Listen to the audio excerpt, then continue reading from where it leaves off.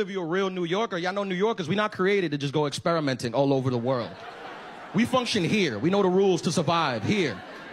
There's rules to New York City. It's common sense to us. Like you get on a train, there's a homeless guy in the corner with a curtain around him. You stay out of his apartment. That makes sense to us. But you can't take a man used to wearing Timberland boots at the beach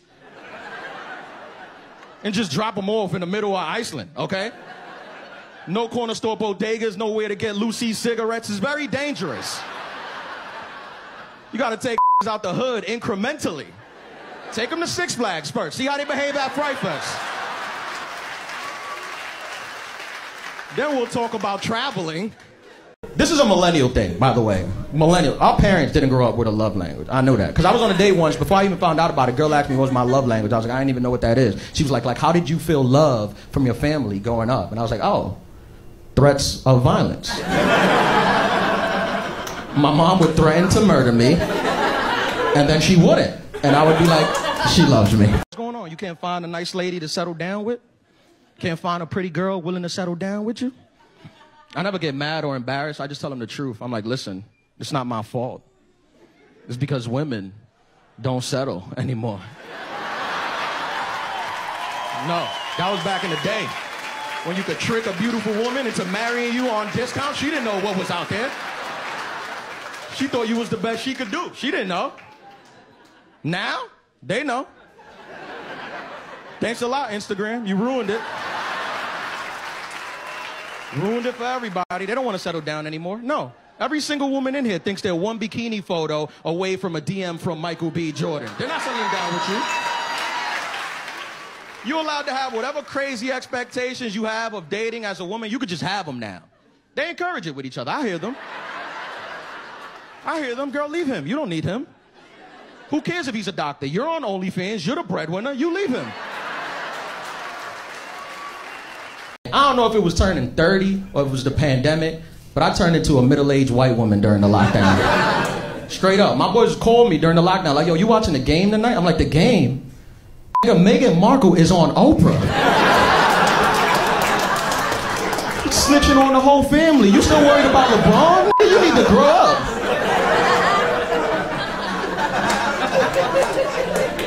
That's a game. That's what I do now. I drink red wine and mind other people's business in private, like an adult. Different cultures do different things, man. We need to speak about it. We need to be able to speak about it freely without being judged. Like I recently had to have a conversation with my Jewish friend. I had to ask him honestly. I was like, do a lot of Jewish people work in banks? And he was like, yeah. So I was like, why can't you say that Jewish people run the banks? And he was explaining. He was like, because there's anti-Semitism and xenophobia. And I was like, oh, okay. I didn't know that, you know? Because I'm from the Dominican Republic, and we brag about shit like that.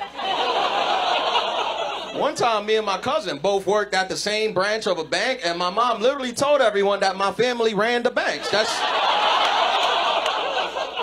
I thought it was cool. I was like, Jewish people run the banks? That's dope as hell. That's cool.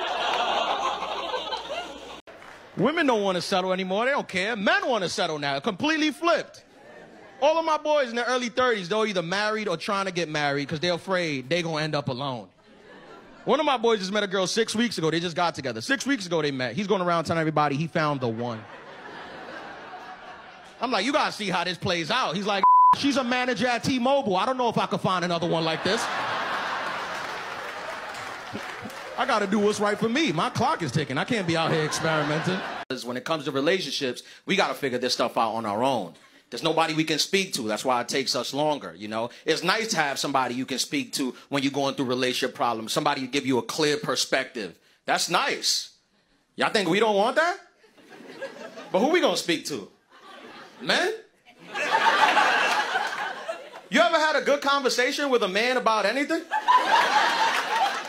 Now really think about that. Juggle your memory. When was the last time you left a conversation with an adult man thinking, nah, I'm glad I did that. He understood exactly what I was talking about. This wasn't a complete waste of time. You break up with a woman now, she starts living her best life immediately. No, it's rude. It's rude. I don't like it. You get into an argument tonight. In the morning, she's posting from Bali. Like, when did you have time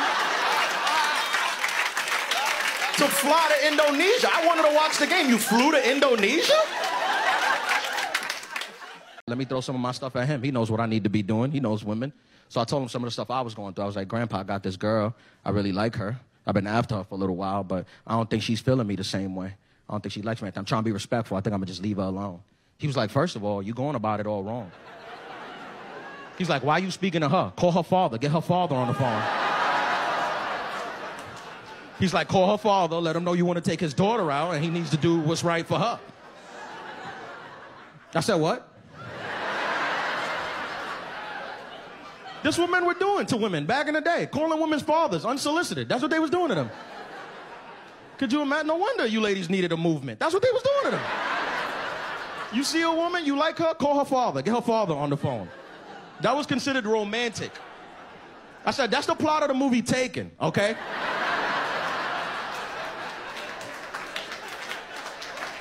I don't think that's how you do it anymore. I had to call him back. I was like, no, thank you, Grandpa. I'm not calling nobody's father. Yeah, because I know if it was more socially acceptable for guys to get work done, we'd get some things fixed. And we tell everybody. I know me, as soon as I left the doctor, first person I'm calling is my ex-girlfriend. I feel like she needs to know. I'll call her up like, Christina! Who's the pencil dick now? Not me, not anymore. Check your email, show everybody.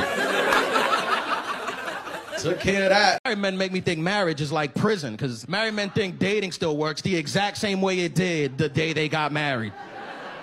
Like no one on the outside has updated. Married men think how men who just got out of prison dress. It was Sean John going in, Sean John coming out.